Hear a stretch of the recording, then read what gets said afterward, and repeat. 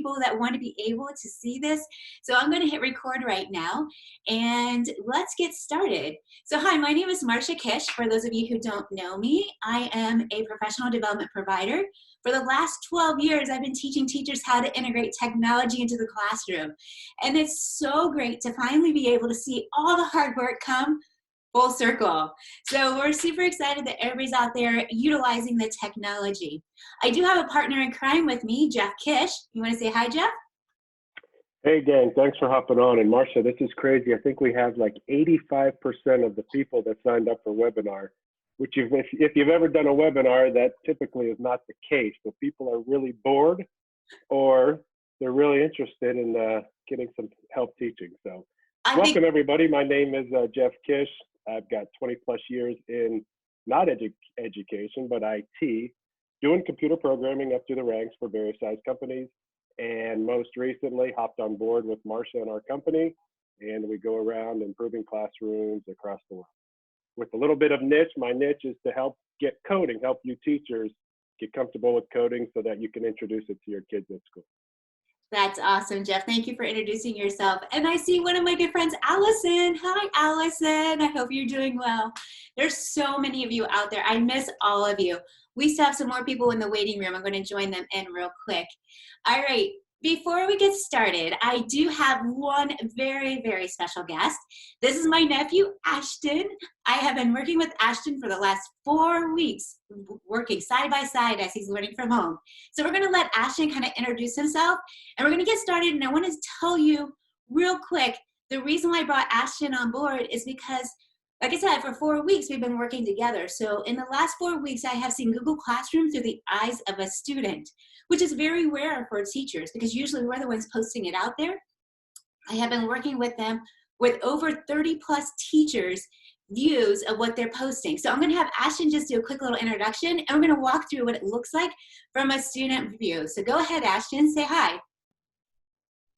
Hi guys, today I'm in Ohio visiting my grandparents because my dad is overseas and he's coming home. I have been working, as you know, with my Aunt Marcia, and she's been helping me with my homework for the past 4 weeks, which is great because she allows me to keep myself scheduled, and she allows me to just keep it straight and simple instead of being overwhelmed and stressed out. Yeah, so Ashton and I work side by side. So every morning he wakes up with a call from his Aunt Marcia saying, come on guys, it's time to get to school, because they've been quarantined with my parents for the last 5 weeks.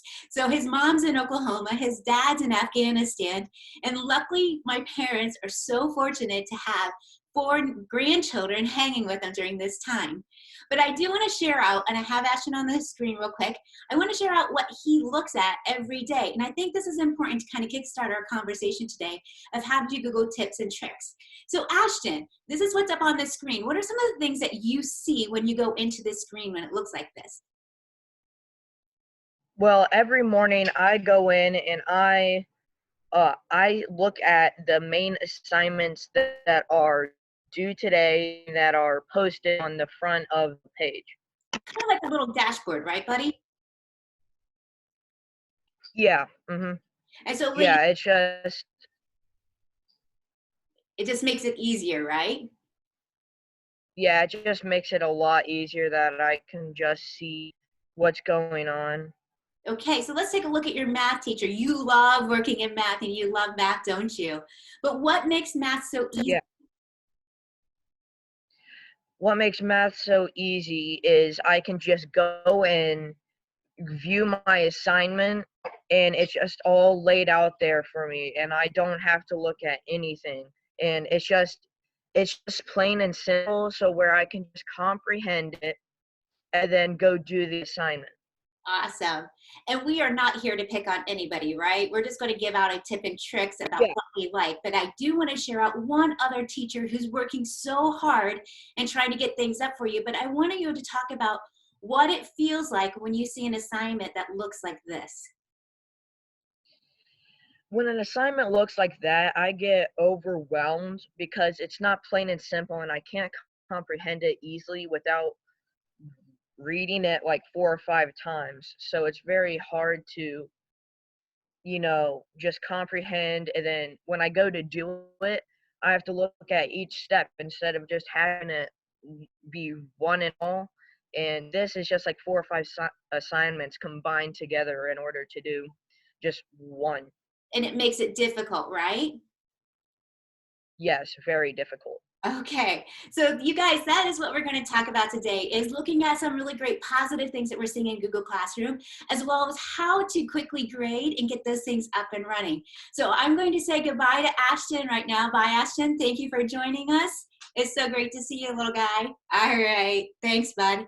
All right, so again, I got the privilege of being able to experience this from a totally different viewpoint, from a different lens of seeing it through the eyes of students, parents, and grandparents. So today I have put into the Google, into the chat room, the link to the Google Slides.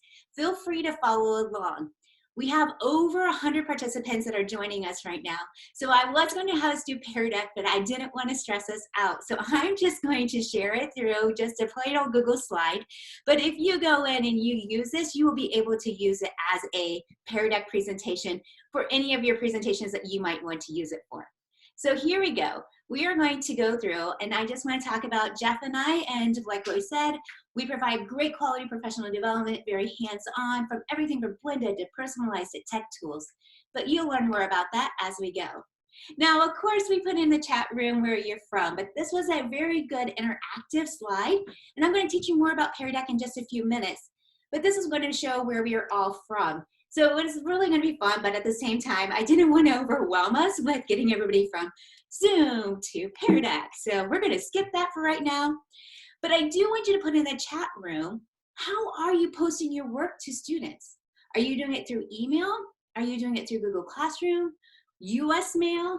Are you doing it through Schoology or Canvas? Or are the students coming to your school and picking up packets?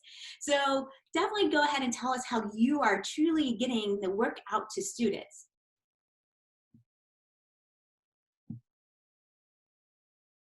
All right. I can see here, I'm opening up the chat room so I can see what you guys have, because sometimes it's hard. Okay, we have a lot of Google Classroom. Canvas, all right, Nick, thanks. I'm glad you're using Google Canvas, one of my favorites as well. Google Sites, oh, that's great. Packets, I like packets. There's a Flipgrid in there, Flipgrid's good. Ah, Flipgrid, nice. Okay, so we have a wide variety.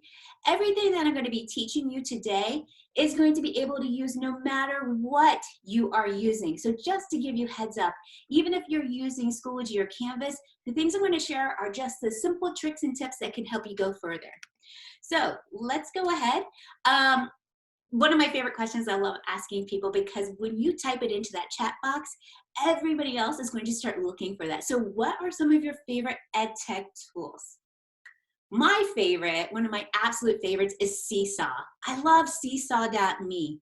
It's a really great way to interact with the students. So even if I'm using Google Classroom, I'm using Seesaw as well. And Seesaw and Google Classroom are 2-in-1.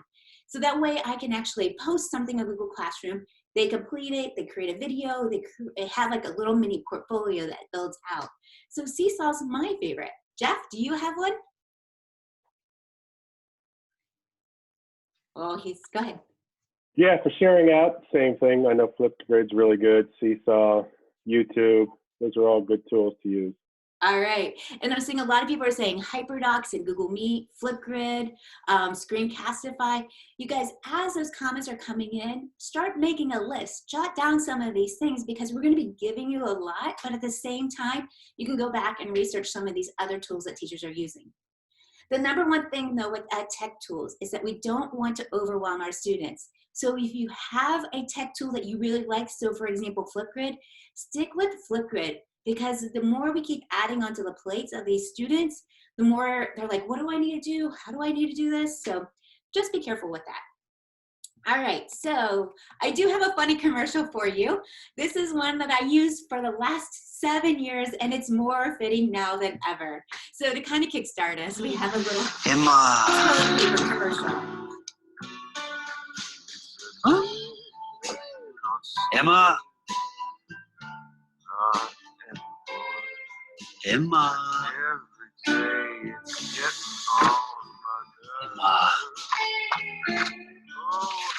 Emma. Emma. Sorry, guys. 2020 is going to be the year of the toilet paper, so we have to have fun with it, right? So that's actually a commercial I saw quite a while ago, and I love it, talking about being paper light versus being paperless. And it kind of is fitting, so I thought I'd share it out. So here we go. This is what we've all been waiting for. 5 ways to work smarter, not harder with Google Classroom. So what I've done is I've set it up into 5 different chunks. We're going to talk about how to assign, how to label, how to find, how to grade, and how to share out, like actually showcase what the students have missing assignments. So first off, we're going to talk about how to assign. What I've done is I've done a quick little screen capture. And again, you guys will have this Google Slides that you have. You will be able to go back in and watch this. After today, I'm going to go in and do a voiceover so you can actually hear what is going on. So what I'm showing now is how I would actually go in and assign homework. So the big thing is knowing the difference between classroom stream and classwork. And I'll talk about that in a minute. I'm going to go in and make an assignment, title it, and I'm also going to give directions. One thing that even you heard Ashton saying is that you need to be very clear. If it's a more than 1-step process, number it. 1, number 2, number 3. Keep it simple, keep it to the point. The next thing that you're going to do is that you are going to have them go in, and if there's anything that you need to attach it, you are going to have them attach it to it. So life in quarantine, they're just going to take a photo, and you need to make sure that you add a date, a due date. When the teachers don't add in due dates, it does not pop up on that dashboard that Ashton was looking at. That dashboard will be blank, and he doesn't know that anything's due unless he goes into every one of those classrooms. As of today, he has 12 different classrooms he has to check on a daily basis. So when you go in and you assign it, you want to make sure that you assign it with a date. So then it pops up, and then I'm going to take a look also at that dashboard, and you're going to see life in quarantine popped up in that test classroom. All right, so let's walk you through this step by step. So when I look at this and I'm going through it, I'm going to look at going in, again, creating an assignment. We have quizzes, questions, materials, everything will show up, but you want to make sure that you add in that date. So this is an assignment that you can use, a little extra tip about Earth Day. Earth Day is coming up in the next couple of weeks. I think it's next week. So I'm going to have them go take an Earth Day photo. So they're going to take a walk with their family, take a photo, put the photo in a Google slide, and then they're going to title it and put a hashtag to go along with it. Do you see how simple those directions are? The biggest thing, though, is that when we actually go in and we have teachers who are doing this and they do a really good job explaining, they put an example. The kids are trying to understand how to learn from home, but they're also trying to understand how to read your mind from miles apart. So what I do is I want to make sure I tell the teachers, go in and give them a clear example. So flying kites for Earth Day, have a photo, and then create a hashtag. That's the end product that we're looking for. The next thing is that you can add in a rubric. The more times you add in a rubric, the better. Ashton got points taken off because he was in a Zoom meeting and his teacher said, well, you didn't participate because you didn't talk. He's like, I didn't know I wasn't supposed to talk. So when you give clear rubric directions, those kids know exactly what you're expecting and they know exactly what they need to do in order to get all the points. So really, just from a teacher point of view, be as clear as possible and it will help out the students. And then last thing is you want to just make sure that it's on that dashboard. Make it fun, make it exciting. And we're going to talk about that in just a second of how to actually spice up your task for the students. And that is under what we call label. How do you label it? So I'm going to play another quick little video. And what it is we're going to show you again how to do an assignment. So I'm going to go in and do an assignment. This time the assignment is going to be reading a Newsella article. So I'm going to go to Emojipedia. And in Emojipedia are all the emojis that we love to use. But now it's just a free website. So I'm going to go in. I found a newspaper. I'm going to copy it. And then I'm going to go back and put it into Google Classroom. So now my label has a newspaper. And I want them to read about quarantine. So I'm going to type in quarantine, and they are going to find a cool little emoji with a face mask. Again, I click on it, copy it, and I go back to Google Classroom, and then I add that right into the title. And then I type out my title just like I normally would. Read a news article about quarantine life and what that looks like. Again, step-by-step directions. If I need them to create anything, I would, but then I also am going to assign a date. This time when I assigned it, I did not assign it for until next week. When the students go back into their dashboard, that assignment will not pop up onto their dashboard until next week. So it really makes it easy for the kids to see exactly what they need to do and when. So again, let me just walk you through what that looks like. So creating an emojis, just have fun, but they represent what you want them to do.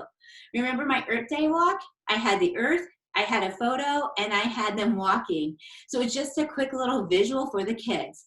But then, guess what? We're gonna go so emoji crazy that we're gonna forget what they are. So let's set up a code system. So what I would do is I would print this out beside me. So if I'm doing a math activity, I'd have these little math emojis to represent. So it'd be math or writing or reading. So the kids know exactly what to look for. Another one is set it up by action. Do you want them to take a photo? Do you want them to do a video? Do you want them to Zoom? Do you want them to watch? So many times when I'm working with my nieces and nephews and I build out a checklist, I literally will take that emoji of a video, the TV, and they know that they have to go watch a YouTube video. And it catches their eye, like, oh yeah, I have to watch that video. So the more emojis we can add, the better, but we had to stay with the system and not just go emoji crazy. The next one is by theme. So if you're gonna be doing a lot of things about Earth Day, set it up so you have Earth Day or Shakespeare. I put a coconut for fractions because that's the only thing I could find that was half. No other reason. And then I thought it would be fun to do a unit about like how scarcity and how like we have all evolved to become citizens of collecting and keeping toilet paper. So that's just one of my big things is just making sure when you label it, have fun with it, but also create a system. All right, I'm gonna have us do a break in just a couple of minutes. I'm gonna get through the next couple items, and then we're gonna actually do a mini breakout where you can share some of your tips and tricks. Don't worry, I'm also recording this. At the end of this presentation, I'm gonna send you an email with the slides. I'm gonna send it with this recording, and I have a couple free giveaways that you guys will get too. So hang tight, okay? Here we go. The next one is we're going to do a find. Teachers are so overwhelmed. We have 120 students that are in one of our classes. We assign 3 things a week. 120 times 3, that's a lot of grading. So what I'm going to show you now is how to quickly grade, give feedback, and return it to your students. By doing that, I am going to go in, and here's one of my workshops. So I am going to be using the comment bank. The comment bank allows me to put in general comments. I'm going to be able to put a comment in. I'll be able to add it to the bank. When I go through the students' work, I can then quickly add those comments in that I've already saved. So here's Tasha. She's one of my teachers out in California. I'm going to copy the item from the bank, paste it in, and I'm going to hit comment. The next thing I'm going to do is hit return. For the last 4 weeks, I have been doing and making sure my nieces and nephews have all their work turned in, and we have not gotten one return item yet from a teacher. So I'm begging you, please give feedback to the students. And this is a really quick, easy way. It's just going into the bank, pasting in your comments, hit comment, and then hit return. So let's walk you through that. Go into grades in Google Classroom or in Schoology, or this is a feature also in Canvas. So you can go into grades, you're going to go in and you're going to batch edit, put in some comments. So I'm going to open up one of my things that I need to grade. Then the next thing, I'm going to click on the bank icon. Build out some sample ones, but while you're doing it, if you notice this is a common thread of something that the kids are missing, just add it to the bank and you'll be able to use it later. Then you select what you need them to do. And then the next thing is that you just go and copy it and paste it right into the comment box. So this becomes a really easy way for you to grade without spending so much time doing that. All right, the next one is grading. In the grading feature is one of the things that I need to talk about. Again, it's the same thing, but I'm going to do a little bit different by talking about points and what to look for. So right now I have 7 things that were turned in to me. I have graded 1 of the 7. So the first thing I'm going to do is go in and give them a point value, 100 out of 100 points. Then I can change the points. If I don't think it's worth 100, I can change it. Then I'm going to do the same thing by giving the comments and the comment bank. All right, I'm just going to copy, paste the comment, post it right below the grade. Now, when that gets posted out, I am going to return the item to the student. I can batch return or I can do them individually. I'm going to toggle with the arrow to the next student who turns something in. Maddie, this is one of my friends, Maddie. She turned in a sort of the 3 phases of blended learning. I'm going to give her a comment, and then I'm going to add on top of that comment. And then I'm going to be able to send it back to her.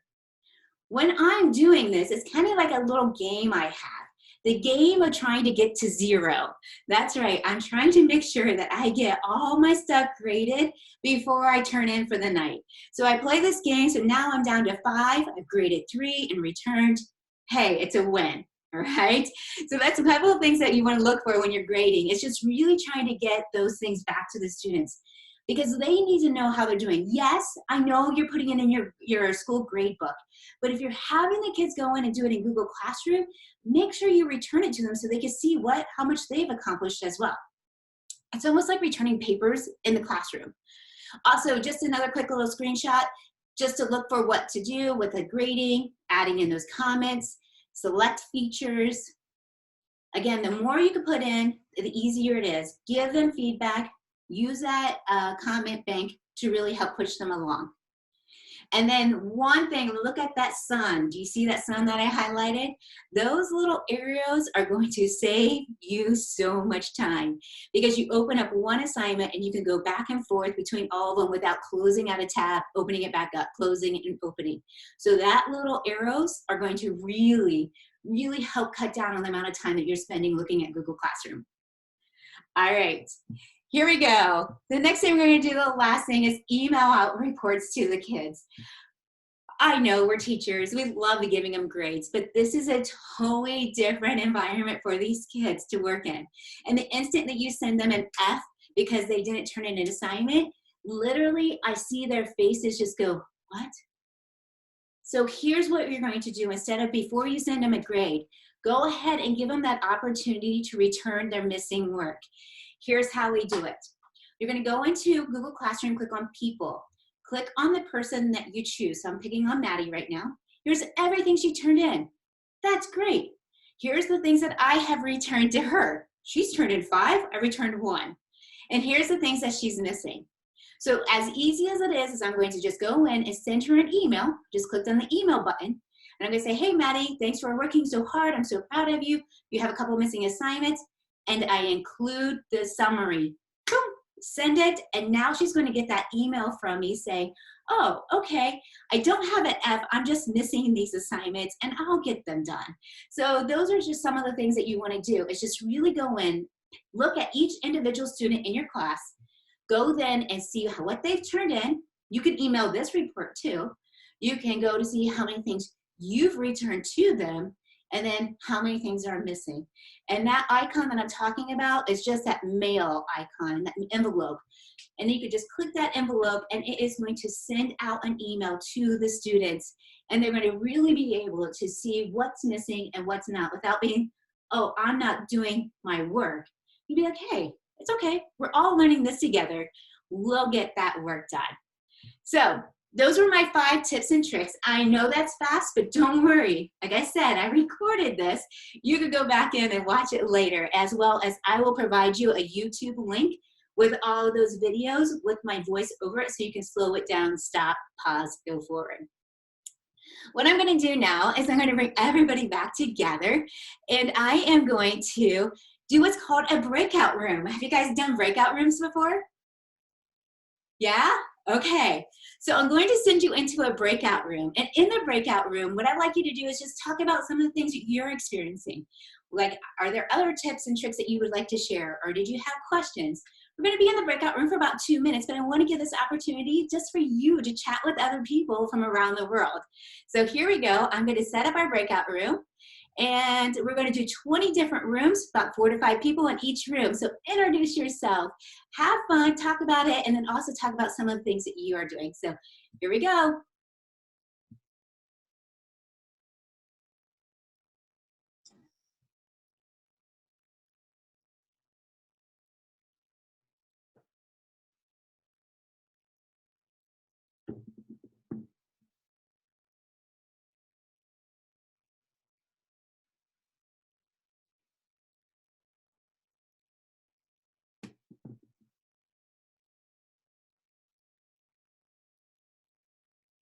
Nicole, did you get into a room?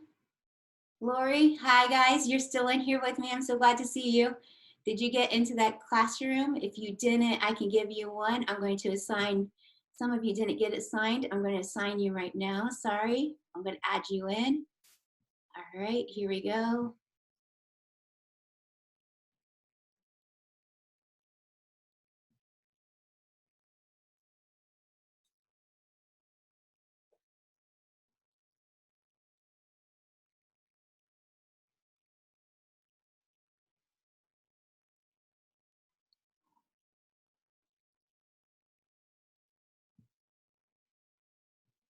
People are experiencing too is I go to attach something to Google Classroom and not all my students are getting the assignment.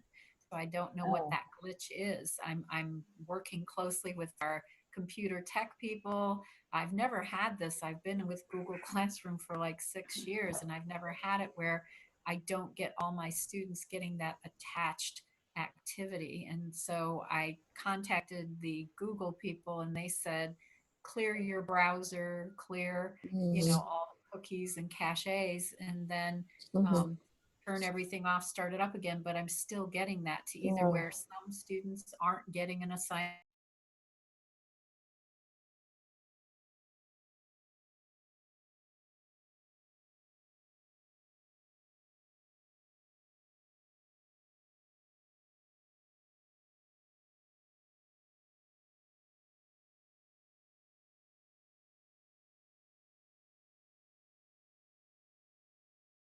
If you're still back here with me, I need to get to join into that main breakout room. That's okay. I can see some of us didn't go in. You can just sit here and chat with me too. How are you guys doing? Are you guys struggling? Lacey, how's it going? Are you using Google Classroom?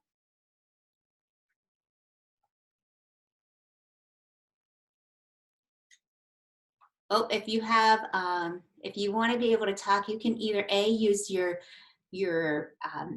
space bar, hold it down like a walkie-talkie, or you can unmute yourself. So feel free to be able to unmute yourself or mute yourself if you want to say something. You guys are hanging out with me in this little breakout room, so don't worry. So go ahead. Do you guys have any questions so far? I teach, this is Lacey. I teach a multiple disabilities classroom.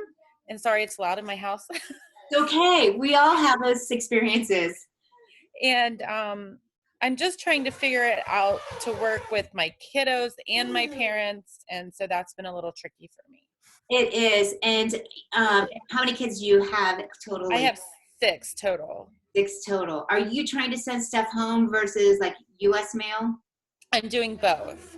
Okay, because I think that especially your multi-age classrooms, and that would probably be my #1 thing that I would tell you to do right now, because if we try to pressure them into doing too much online, it'd be kind of crazy. Another thing you might want to do is just send good quality web links that are easy for anybody to use. So for example, I know that you're probably using like just, oh gosh, what is that? Let me think. I know Reading A to Z, are you using that one? Yes. Starfall? I'm not using that, but I can put that on my list. Okay, another good one is Happy Numbers. That's a really good math one. Okay. I'm going to give you a wide variety here.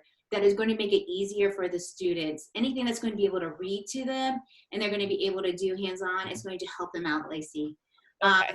Send me a quick little email back and I will work through and even send you kind of like some of my top for my special needs classrooms. So if you need Okay. that, okay? All right. Thank you. You're welcome. And the rest of you, hang tight. I'm going to bring everybody else back. But if you have questions, this is your time to ask me. So I'm returning everybody back from the breakout room. So does anybody else have questions for me?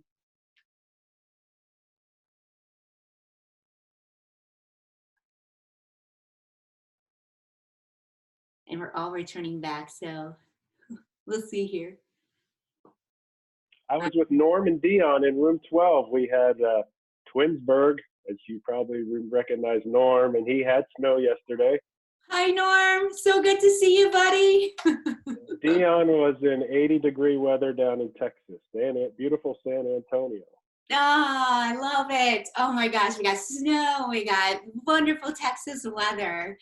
Oh my gosh, I can't believe how much I miss human beings besides my husband. It's just my husband and I quarantined, and thank goodness we really like each other, but I miss all of my friends. So it's good to see you, Norm. I'm so glad you're here. We had a lot of people from Northeast Ohio joining us today. So we're super excited. I'm bringing everybody back over. They're joining us back in. I think by far, Jeff, this is the biggest Zoom meeting we've had. I think we maxed it out. So I have you guys all on. I'm going to do, before we go into our next part about assessments and choice boards, I'm going to do a great big photo. So if you can, turn on your photo real quick, and I'm going to do a quick little screenshot. And I'm going to post it to the wonderful visual. And oh, hold on, here we go. Everybody, smile. We got you. 1, 2. Wait, hold on. 1, 2. Capture. Here we go. Yay. Yay. All right, guys. I'm going to keep going. Of course, if you have questions for me, if you have things that you would like to talk about, please put it in the chat room. I might not be able to get to everything today, but I will definitely, if it's in the chat room, I will definitely go back in and read and look to see what we have. So I'm going to keep us going because I have so much to share. I think I woke up at 4 o'clock this morning just because I was so excited about this webinar. So here we go. I'm going to go into next talking about how to do assessments. This was a big topic in conversation that we had a lot of people talking about, is how to do quality assessments. And you guys, this is a big deal because what are kids doing? They're Google searching, and they're going in and they're Google searching it out. So I'm going to give you some of my tips and tricks as far as doing that. And the #1 tool that I use to make sure I'm getting the students, not the parents, to answer questions is I'm starting out with a Zoom meeting. I'm putting together a Google slide, and I'm using this free tool called Pear Deck. Some of you might know Pear Deck, some of you might not, but Pear Deck is by far one of the easiest ways to gather quick information from the students. I set today's presentation up in a Pear Deck, but I did not roll it out because I know that it gets kind of crazy when we have 100 people and I'm not able to get everybody over to Pear Deck and Zoom. So long story short, Pear Deck is a very simple add-on. They have so many great templates that you can quickly use in the middle of your presentation. So I'm going to show you just a couple of them. So it's our template library. And so here is my slide presentation that I just got done sharing with you. And the easiest way to do this is I just go in. If I want to ask a question, true or false, in the middle of my presentation, I click true or false, and boom, it pops over to my Google slide. I didn't have to do anything. The kids, when they go in, they're going to be able to drag, they're going to be able to pick true or false. There's questions they'll ask like, how are you doing? How are you feeling? These are really great add-ons. And it even gives you time for a stretch break. I love that idea. Give those kids a time while you're talking just to stand up, stretch, let that craziness out, and then move on. But these pre-made slides are all right here. And I'm going to show you again. I went into Google add-ons, I went to Pear Deck, and I had that Google add-on added. Now over here are my templates that are all set up. If I have a slide that I have made and I want to make it into where they can draw, I literally just click the word draw, And now that slide becomes an interactive slide that the students can draw, write, and create on top of. Yesterday, I met with a Spanish teacher from Kirtland High School up in Kirtland, Ohio. And she was talking about how she really likes using Pear Deck because she was able to ask them colors. She was able to ask them different parts of the house in Spanish, and the kids had to respond in the moment. And it took away that time for them to go in and be able to Google search the words and use Google Translate. So in here on your Pear Deck, you have so many great different options that you can either add to your slides you made, or what she did was she just went into the template library and then she went down to world languages. And in here are all different types of world language items. So I could add in a slide right away, and they're going to be able to draw, they're going to be able to write, they're going to be able to interact with you in the moment. Meaning they're going to have to match the terms and the words in the middle of your presentation. If I actually knew what they were saying, I think this is peach. So I would be able to drag and drop it, and it would be part of my answer, and the kids would know that, oh yeah, that was the answer I was trying to say. The point being is that these are very, very easy for kids to use and for teachers. I did not make these. These are all pre-made. It is free for 90 days, which would get us to the end of the school year. There's language arts, math, social studies, you name it. There are so many great tools and resources in here. Pear Deck will then tell you what kids are missing the information, and it will also then go in and create the information into a spreadsheet, and you can use it as a grade. One thing that I did with Allison yesterday from Kirtland was I showed her, if a student wasn't in the Zoom meeting, I showed her actually how to take the link, turn it into student driven, and she was able to put that into Google Classroom. So the 5 kids that didn't come to her Zoom meeting had to do that as homework because they didn't attend that Zoom meeting, but she still wanted them to answer the questions. So if you need help with that, either A, Google search it, or you can B, use me and Jeff. We are more than willing to show you how to do that. And all Allison did was send me a quick little email saying, Marcia, can you jump on a Zoom call with me? And I jumped on the Zoom call. We showed her. It was a total of 10 minutes. And she's like, I got this. And she's like, this was the best lesson she did with her students, but figuring out what they know and don't know by using Pear Deck. So definitely take a look at that. The next thing I want to talk about for assessments, and this is a big one, and I'm actually going to call out one of my other nephews. He's not on here, but his mom is, and his mom is Janine Saboro from Chicago. And when we talked to our nephew, Michael, he's like, oh, Aunt Marcia, I love it when I can just do a worksheet. I don't like it when I have to do projects. And I said, well, Michael, why? Because he's like, it's easy. I could just go find the answers and it's quick and easy to do. Great, but that's not really what good quality assessment. So I know if he was on this call right now, he'd be like, no, do not share this out. But what I'm going to share out is a choice word activity. And what it is I start out small. So next week, I would assign this to the students. Pick one square to complete. You can act it out, draw it out, or sing it out. So if I'm talking about Shakespeare and Romeo and Juliet, they'd have to act out, draw it, or sing it. And then I actually have down here directions for them to do. So this would be part of their Google Classroom or Schoology or Canvas. Then the following week, I left it blank. I didn't know if I wanted to go up to 2 squares or just still have 1 square they had to complete. But then I added in, create a cutie catcher, do a virtual vocabulary taboo, or create a picture book. I know my nieces and nephews are cringing right now because they're like, no, that means more work. But from an educator point of view, I would rather them read Romeo and Juliet and then come back and tell me what they've learned versus being able to answer quick multiple choice questions. So what you will get by attending today's webinar is you'll get these choice boards. There's going to be one with 3 choices, 6, and then there's also going to be one with 9 different choices that you're going to be doing. But that's not all. I feel like I'm Oprah right now. And that's not all. You also get all the directions and a rubric that goes along with it. So each one of them will have activity 2, draw it out, the directions, and a quick, simple rubric. You guys, it's simple, easy rubric. I didn't want to overwhelm the students or the teachers. So those choice boards are all going to be sent to you. So make sure that if you don't have my email, you get an email from me, that you email me and I'll make sure you get it. But those are going to be some really great things that you can use to enhance your assessment. This is a big deal, so make sure you take a look at that. All right, I'm going to stop right now real quick, and I'm going to just open up for quick questions. Anybody have any questions for me? I'm going to open up our chat. I see a couple people over here. Oh, you're welcome. Thank you guys for saying.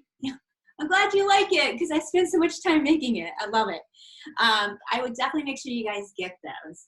But anybody have any questions about assessments, either through Pear Deck or through doing some choice boards? And remember to unmute yourself. Just push down the space bar and then you can talk like a walkie-talkie.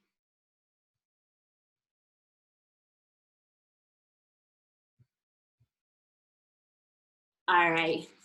I don't hear anything yet, but if you have something, you could definitely chime in. I know my friend Allison is on here, and Allison said that that's what they're doing in Zanesville, is that they're actually giving out choice boards and letting the kids pick and choose the different assessments or activities for the week.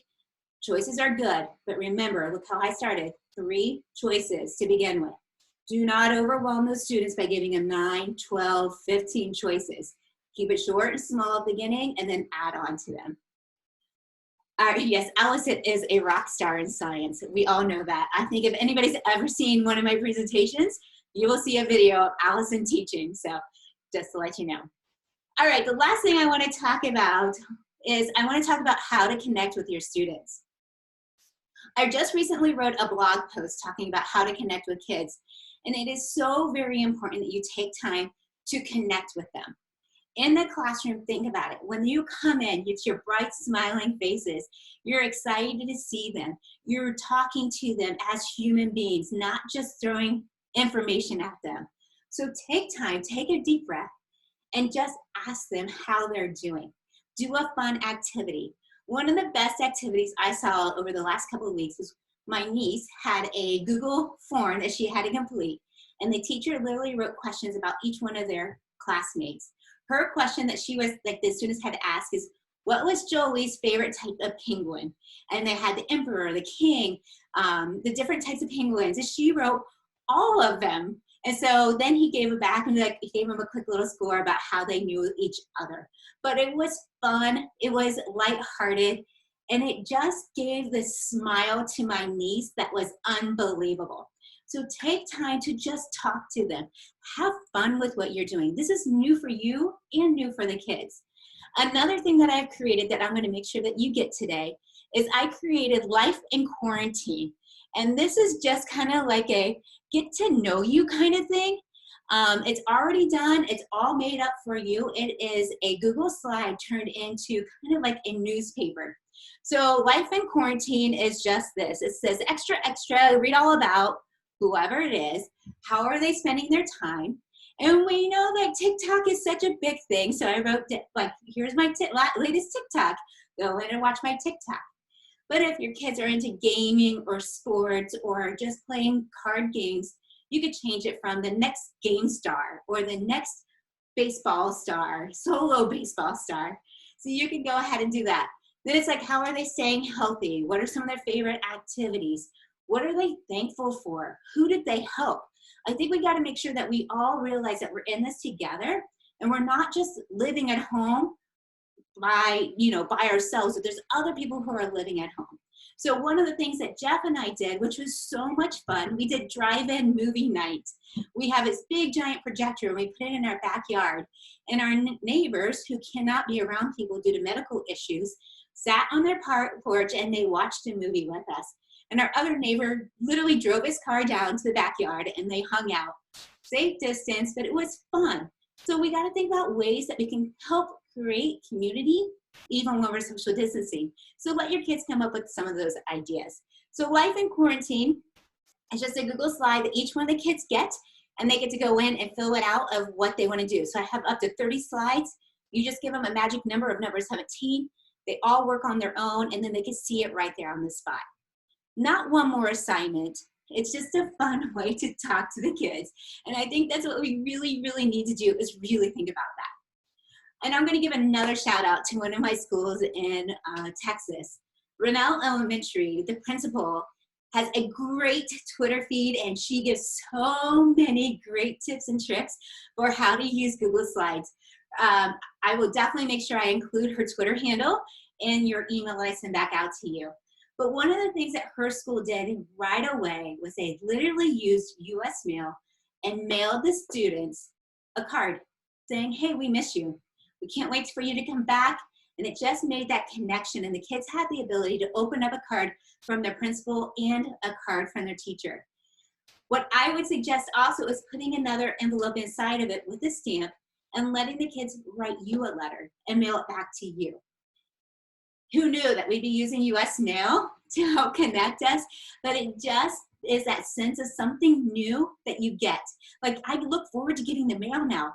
Like, yes, the mail lady came, something new, something different. So you know your kids are gonna wanna do that as well.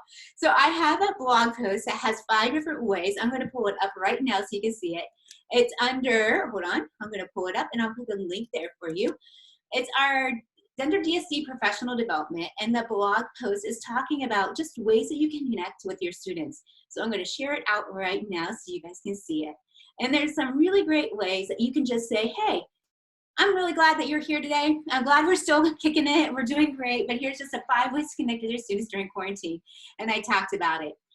In the Zoom feature, I have a 3-part series talking about how the different features in Zoom and what that looks like. So you can watch that. Of course, we talked about Flipgrid, our Google Slides. There's that teaching in quarantine. And then here's Yo Teach app. Yo Teach is just a good way to have the kids go in and use a back channel. And then I'm going to round it out with, of course, what I just talked about, sending a postcard. Get those kids out there. Let them know that you care. Let them know that you're with them, even though you're so far apart. I am almost done. I could keep going. Anybody who knows me knows I could talk forever.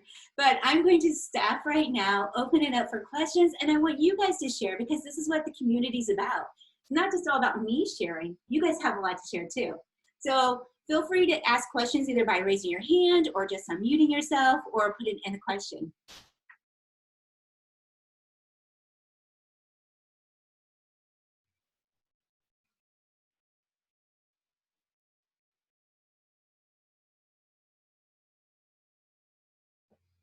So yeah, I'll just add something. I mean, you know, we are, like Marcia said, we're all in this together, and you know, there's no right or wrong, at least just yet. The great thing about it is that you guys are here, so you want to improve. You know that there is improvement for all of us.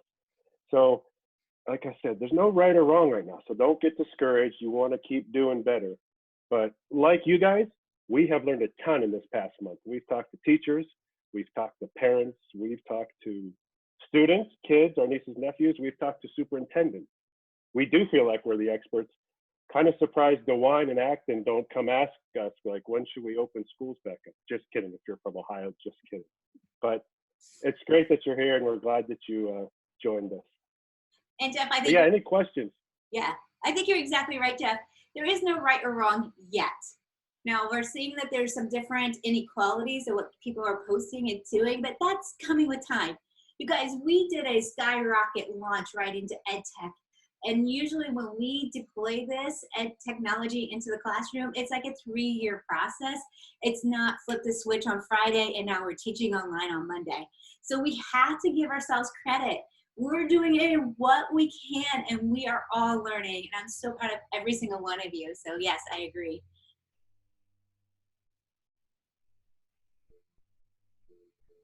Everybody's giving shout outs to Meredith Akers. You guys, she is definitely one of those principals that definitely goes and pushes a lot of great things out there. You can learn so much, even if you're a high school teacher. So I'll make sure I include her. I wish she was on today. I would have her chat and share out.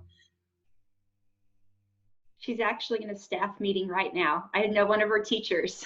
Hi, Joe. It's good to see you, sweetheart. How are you? I'm good. Miss you, Marcia. I miss you too. I miss all my Texas friends.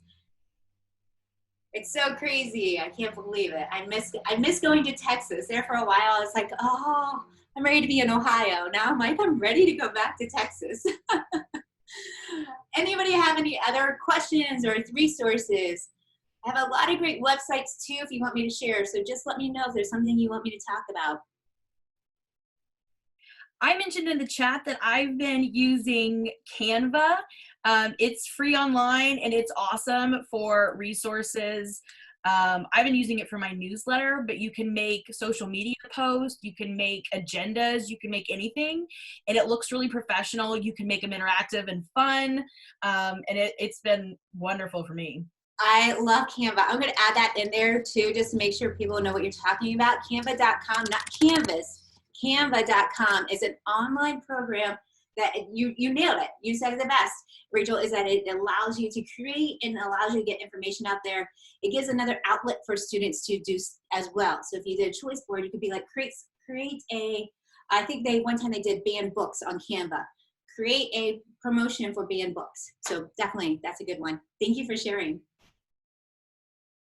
Oh, Turnitin. Turnitin has been a big popular one that I've been seeing a lot of also. So Turnitin is a good one. Notability. Notability was one that we were seeing tons of our nieces and nephews using. If you're an iPad school, Notability is a really good app that the kids can write right on top of those PDFs that you have and share it out. So you might want to take a look at that as well. I have done, this is my 4th webinar. The last 3 have done different tech tools. So if you want some of those tech tools, look for the blendedlearningpd.com website. There's a webinar, and inside of that will show you some really great websites to use. Also, one of our biggest downloads is tech tools for elementary, tech tools for high school, tech tools for middle school. And it just gives you about 10 different resources that you can easily put into it. So that is also on our website. And then I'm going to give out one big, huge shout out. My husband, Jeff Kish, created an app. We are officially in the App Store.